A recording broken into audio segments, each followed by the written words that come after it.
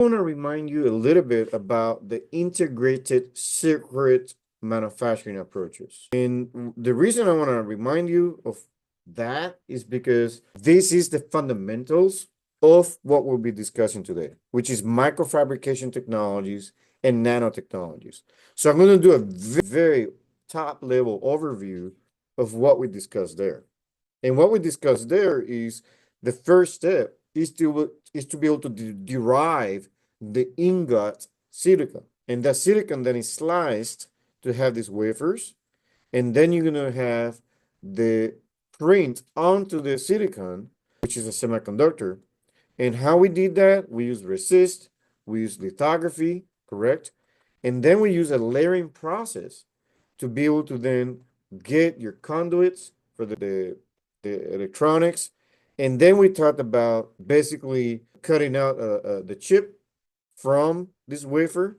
And we talked about that yield is fairly low. A lot of those chips are not going to be working. And that's part of the process. It's just not a very, it's not a high yield process.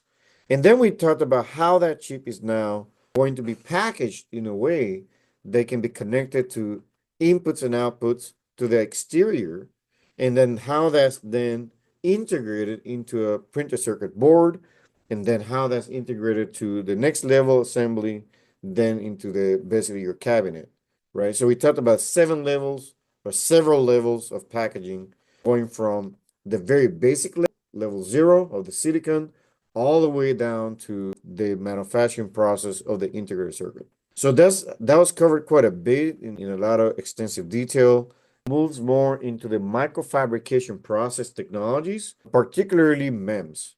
And what MEMS stand for is micro electro mechanical system. And you will see what these technologies can be used for. It's very exciting to actually look at this. So when I look at, so let me go back. We're talking about microsystem products and microfabrication processes.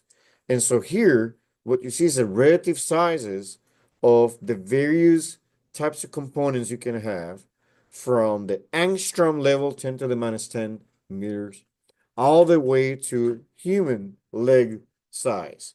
And what you see here is that as you go down to smaller and smaller sizes, you're looking at MEMS that is in the microns now. And today, that technology we've been able to go even lower to the nanotechnology level. So we'll be covering the MEMS technology and the nanotechnology. When I look at MEMS, how can I observe these kinds of systems? You're looking at optical microscope. But when you go to the nanotechnology level, you're looking at electron beam microscope level and scanning probe microscope level.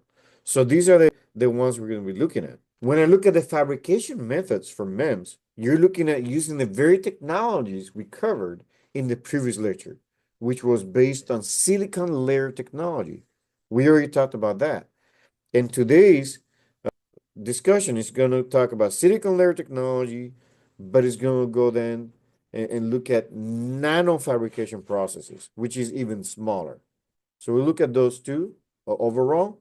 And under silicon layer fabrication processes, I'll be covering the Liga process, the precision machining, conventional machining, is much later in bigger scale. So these three are bigger scales. The Liga process here and silicon layer processes can be used for MEMS technology. So now you may ask me, what is MEMS and how is MEMS used? So that's really what this first part of the lecture is. So first, let me discuss the design trends that we have today. You're looking at miniaturization of products and parts.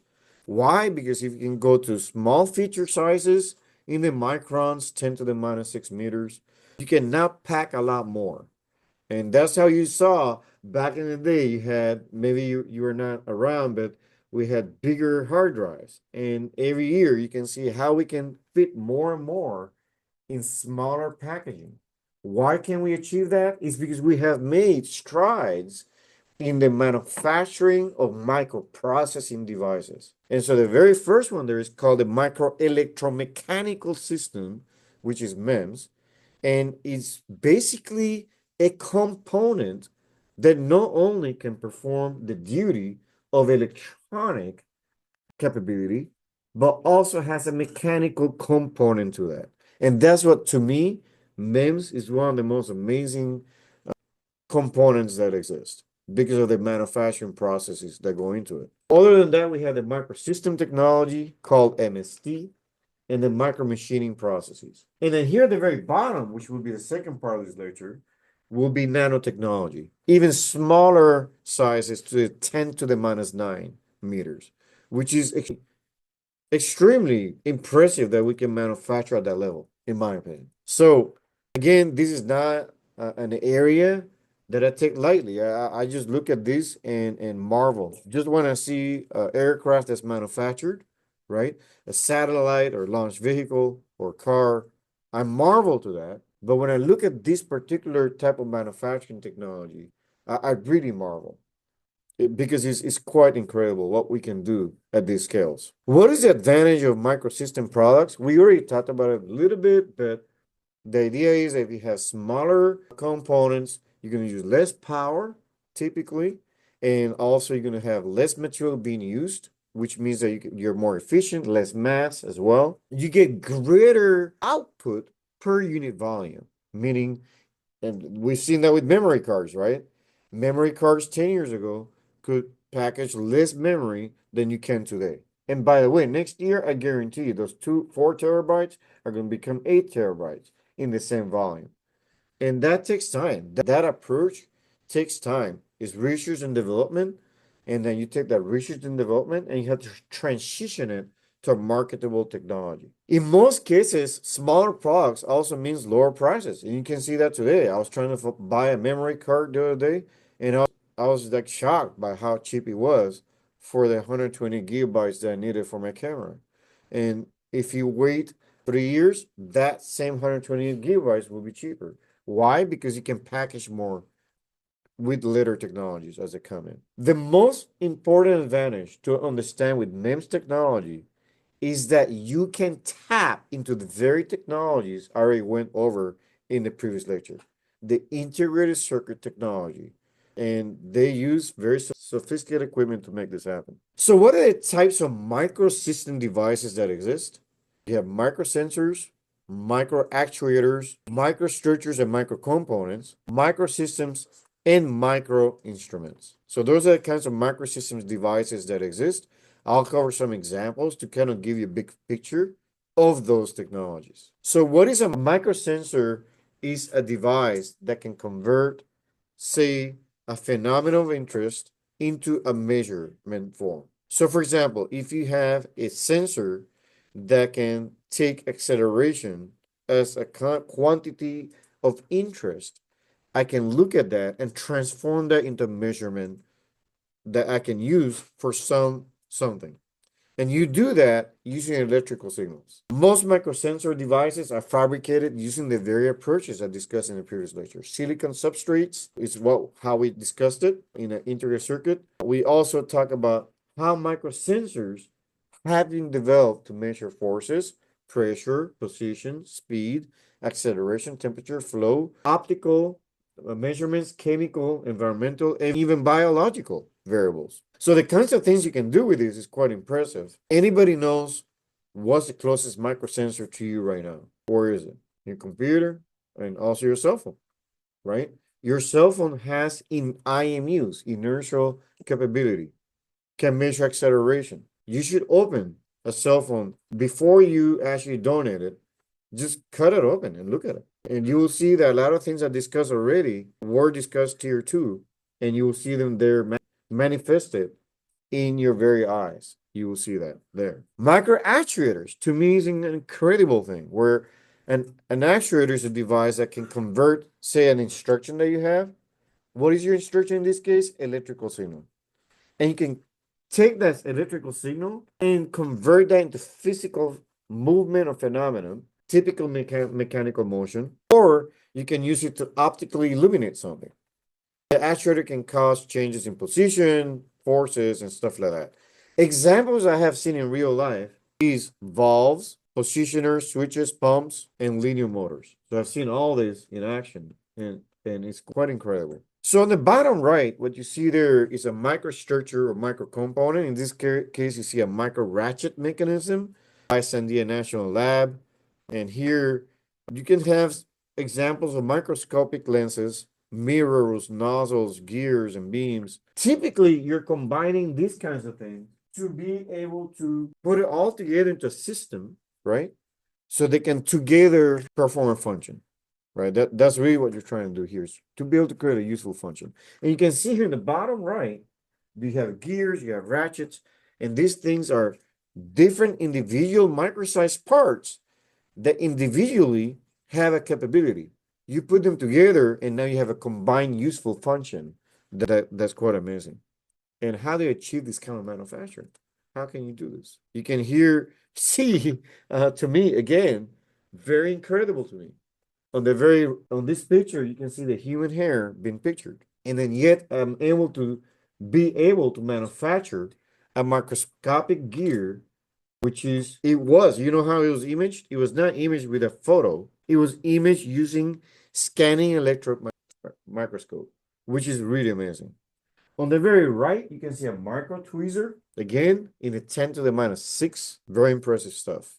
And when I look at what I discussed here, which is the individual microstructural components, microsystem and microinstruments are those where you integrate several of the components we talked about, and they're packaged together in a miniature system or instrument. And so examples of that could be microlasers, optical chemical analyzers, microspectrometers. And the other thing I want to say, manufacturing these kinds of components is quite challenging. And so the commercialization can be quite challenging. But as time has gone by, also the book is a little bit outdated, right? But if you look at what we can accomplish today, is something quite incredible. We can get there. I will say this, I actually had the privilege of working on inkjet printing heads at Hewlett Packard for summer internship. And I was asked to develop the approach of where the ink is dropped through the hole, that manufacturing process. And I have to say, that really blew my mind. That you can actually send electrical signals, you type something in your computer, you hit print, and that signal is being sent to your printer, which is then sent to the cartridge to behave in a certain manner so that when the ink comes out through every single one of those holes, it's coming out in a way that prints exactly what you want. And my role at Hewlett Packard in an internship was to manufacture those holes, which I'll explain that. I think I have a slide on that. But again, this is an example of a microsystem. Thin film magnetic heads, compact discs, which are no longer used today. We don't use CDs. I don't know if you ever had the privilege of using CDs, but I don't know. We use MP3 or the iPod and all that stuff. Automotive components, medical applications has become extremely important because if you can now reduce the size of the incision and being able to use microsystems to be able to operate with high precision, why not? Chemical and environmental applications, and telecommunications. And what you see here is what I actually had the privilege of working on, inkjet print heads. Today, inkjet printers are even better resolution than what you see here. But here, the resolution is achievable, and you can achieve it in the MEMS range. So here you can see, I was working on developing this hole here where the ink comes out. We call it jets, those locations there. And then here you can see a microfilter in this location over here. And then you see a thermal heater over here.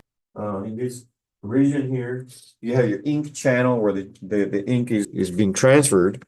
And then you have the ink droplets coming out of those holes. And those holes are very small, extremely small. Here, what you can see is the inkjet printer head. I was very excited to see these because I was involved in the design and manufacturing of these things. Here you have your substrate. Here you have your thermal barrier that's next. Your resistant film is next. Your conductor and the resistant heater is right here. And then you have your nozzle plate. What you see here in brown is the ink.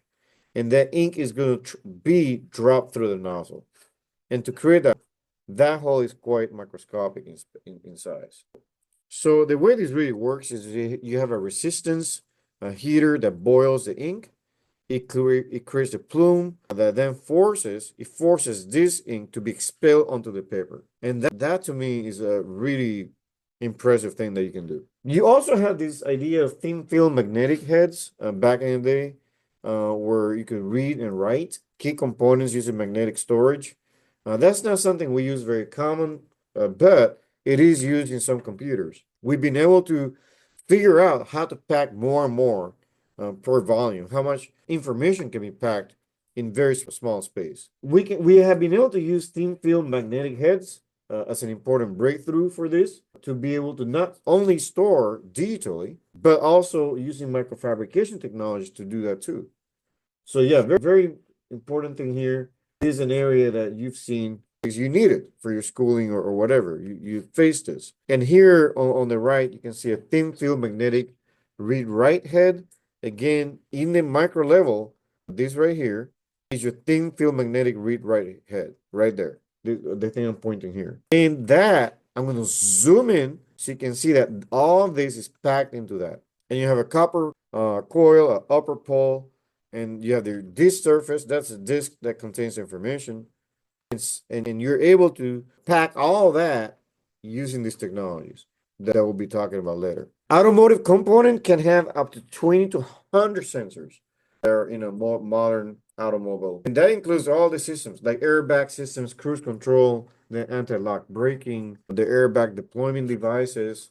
You also have the power steering and when you press the button to get from two-wheel drive to four-wheel drive.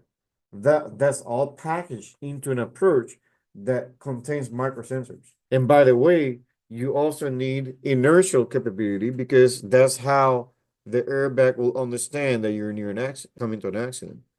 You have stability control and remote locking and unlocking. All that stuff is getting better and better. 1970s, there's almost none of that, right? But now we have all that packaged and even better. In fact, very recently, and I want to make sure I keep it general what occurred, but I was involved in an accident very recently, and I'm actually going to therapy right now through that time, even now. It doesn't look like it, but I'm going through that. And I will have to say, the car saved me. My car saw that I was hit from behind, and my car decided not to continue forward because my foot was on the gas. And when I got hit, I pressed on the gas, and the car did not respond. Why? There's a truck coming at me at 50 miles an hour. But in the 1970s, that would have not been a good thing for me. The car would have continued. What was there? Microsensors. They're part of that solution space. Not only microsensors, but LiDAR technology that's looking at the environment to protect me as this occurs. So pressure sensors, accelerometers, all that is packaged in your car. And here you can see some examples. A pressure sensor, it's not new, has been used for your tires even. You can see here the tire pressure sensor. You have pressure sensors for the engine manifold. You have pressure sensors for all kinds of things that I discussed. Microphones and speakers. We use that too. The microsensor technologies is embedded there. In this case, this particular headphone here has no diaphragm to create pressure and generate sound. It uses ultrasonic modulation and demodulation to create pressure. So that's very unique. There's no coil, a magnet, diaphragm, and this is being mass produced in this era. Inertial devices, like an airbag sensor, and you have gaming applications. I don't know if you played the Wii, where your control has the inertial sensors. You have your 3D mouse now, where you can do a lot of things with that. But I want to bring your attention to that center picture. And you can see all the things are ongoing in there. You have a oscillator, a buffer, a demodulator, a sensor load resistor, carrier capacitor. All of these is getting manufactured at the micro level.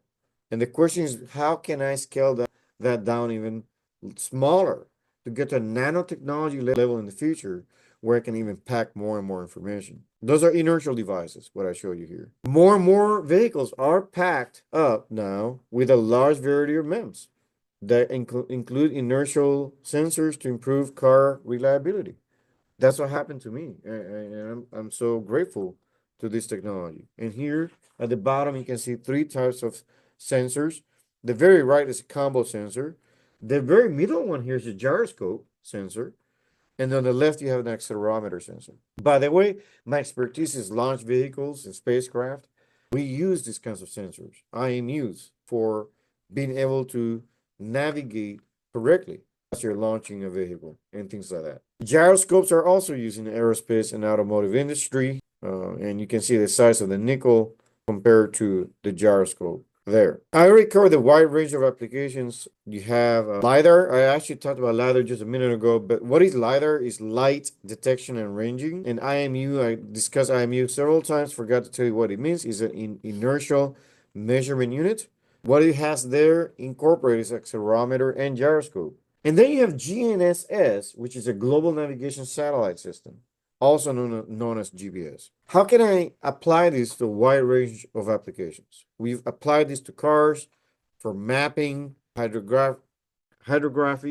We've applied that to antenna pointing. And you will not believe this, but this actually has been applied to racing for boating applications and testing, car testing. Now I move on to the medical applications.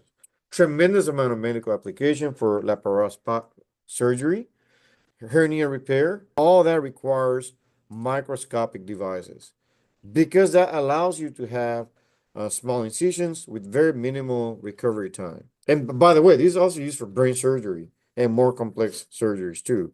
On the very left, you can see an extracellular biopotential recorder that was presented in 1984 at an event. And again, on the right, you can see that the devices are quite small, where you can have very small tips, and they consist of very small arrays of electrodes.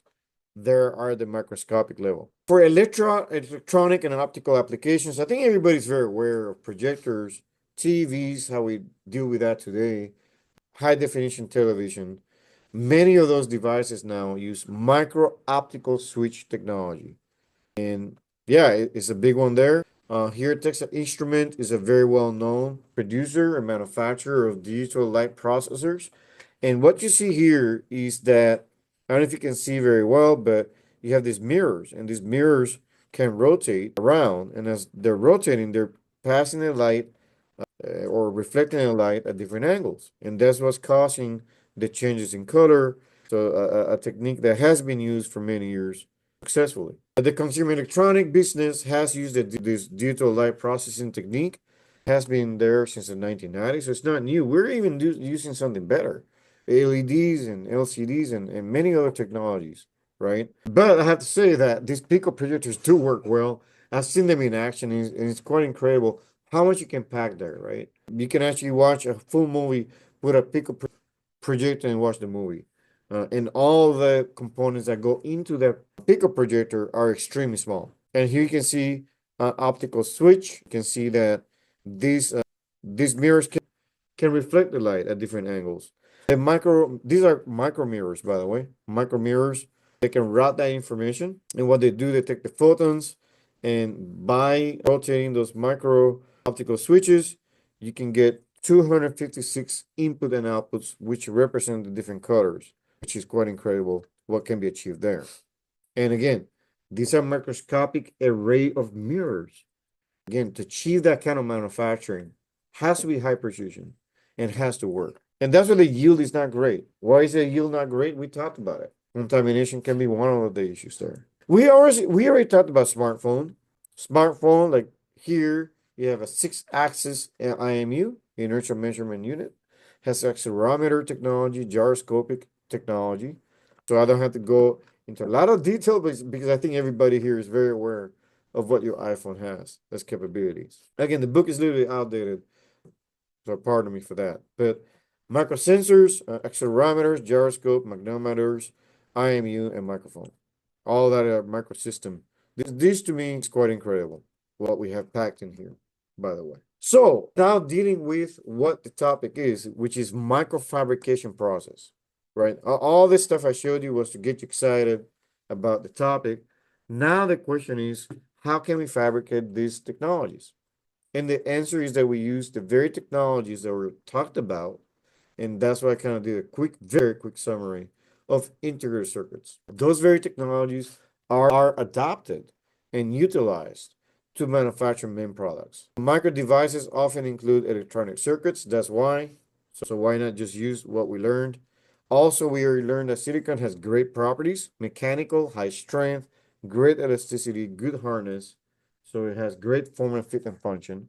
But most importantly, has relatively great density, like low density, but it's a semiconductor. So because those techniques are very well established for processing integrated circuits, why not use them to develop MEMS and manufacture MEMS? Microsystem technology often requires other materials that are just beyond silicon. And so there's many other materials. And those microfabrication techniques consists of more than just one silicon processing. So we'll talk about conventional and non-conventional approaches. We're going to adopt the very techniques we talked about: silicon layer processing.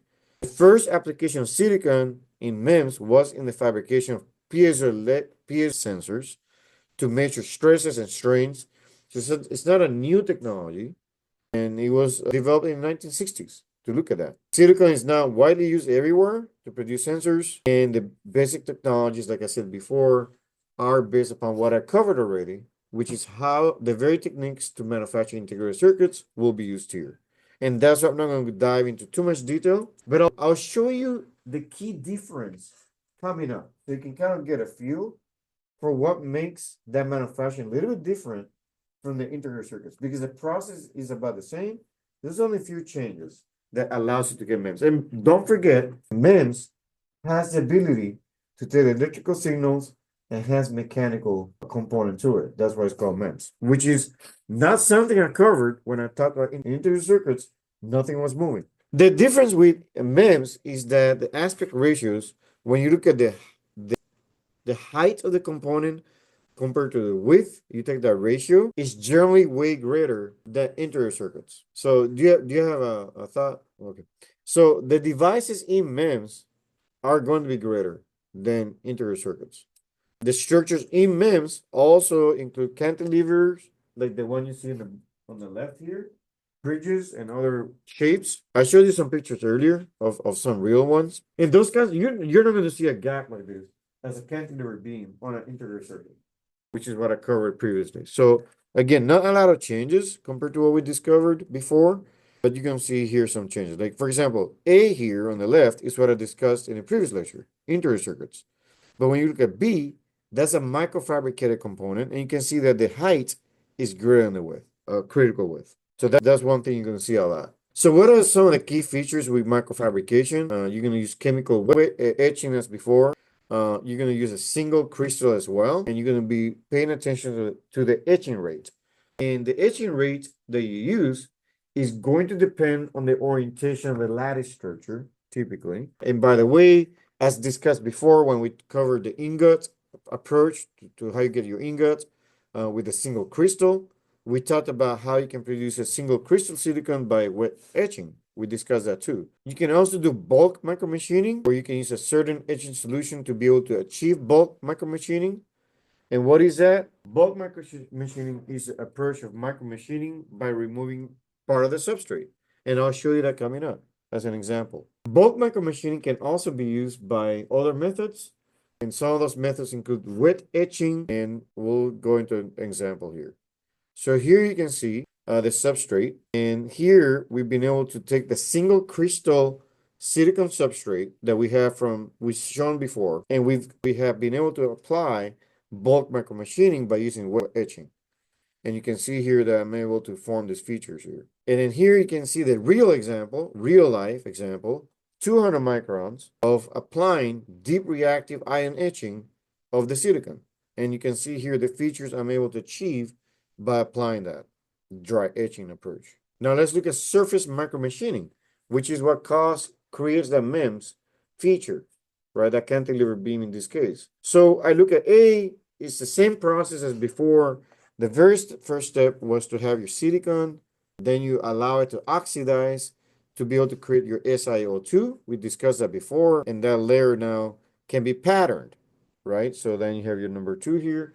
you apply more silicon here, and then you remove below, remove the oxide layer, creating that cantilever that you see here in number 5. So these are very similar steps as I discussed before. We're going to use masking as before, and then we're going to try to etch, and then the etch is going to remove material where you want it, but not where you don't want it. And what can I achieve with that? You can achieve the micros tweezer. You can achieve all these different pictures you see here. Silicon wafer. Yeah, you can achieve a lot of devices that are not possible with other manufacturing techniques. What are other microfabrication processes that exist? There's something called the Liga process, soft lithography, and then you have your non-traditional and traditional processes that can be adapted for microfabrication. If you recall, most of the lectures that I gave you so far before the previous lectures were about traditional manufacturing methods. And then from there, I moved to non-traditional manufacturing methods, which is what I've been covering lately. But some of them are photochemical machining, electrical plating, electroforming, and then you have electric discharge machining. I covered all of this before. So go back and review that. You have your electron beam machining, ultrasonic machining, and micro stereo lithography. So all those were covered, but it's a reminder of it. We can adopt these techniques for manufacturing MEMS. So soft lithography is a process that we use. And what is that process? We use an elastomeric flat mold to create a pattern, and then we use that to be able to put a pattern on there to fabricate your silicon surface using lithography. So very similar process as we had before, but now I'm going to have that substrate to be a elastomeric flat surface. We're going to then produce a flat mold using PDMS, and then there's two processes used in these technologies. The first one is called the micro imprint lithography, and the second one is called the micro contact printing. Now I'll show you a picture here in a minute so you can get a better feel for it. And here is the picture that I wanted to go into because I think pictures really help with a learning experience. And number 1 here, I have the master pattern. I'm making that pattern using traditional lithography, which is what we covered already in the previous lecture. Now, the second step is I'm taking PDMS mold and it's cast from that pattern. So you can see here, I have my uncured PDMS, and then now that is going to have that pattern, thanks to the master pattern. Okay? Any questions on that? So you have your master pattern, this is your uncured PDMS, you cure it, and now you have your PDMS flat mold here. Sorry? How did they make that master pattern? Using the traditional lithography that we discussed in the integrated circuit class. Remember we used mask and then chemical etching so that we remove the silicon oxide layer where we don't want it. Is using that approach. It's called soft, so it is called soft lithography because you're using rubber as your mold. So it's a soft material. Micro imprint lithography, number 1, you can see here. Now you're going to see a lot of similarities to the integrated circuit class. So here in number 1, I have my substrate material, which is made of what? Silicon, thank you. And then I have my resist layer, which is made of silicon oxide. And then I have my flat mold now. And I'm going to press this onto the resist. And when I press it onto the resist, I'm going to create a pattern that I want into the resist. I will then remove this mold. And when I lift it, I'm going to have the pattern that I want. And the final step is I'll remove the remaining resist here. And you can see number 4. Now I have what I wanted. I have been able to do the micro imprint lithography approach. Ultra high precision machining is another thing that we look at. How can I be able to achieve very high precision machining? And so you're looking at how can you make cuts at the small scale level, micro scale level. You're looking at very small resolutions. You're looking at using single crystal diamond cutting tools. And we use this quite a bit. We use it for computer hard disk. We use it for photocopier drums and so forth. How to achieve that? You're looking at using one application here, which is milling of the groove in an aluminum foil. And here you're using a single point diamond fly cutter.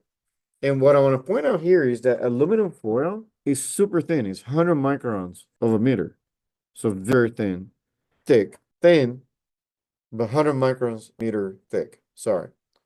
The grooves that you can make can be 85 microns wide and 70 microns deep. And that's a very impressive thing to do with this diamond cutter. So again, you're used to doing this kind of machining at a larger scale.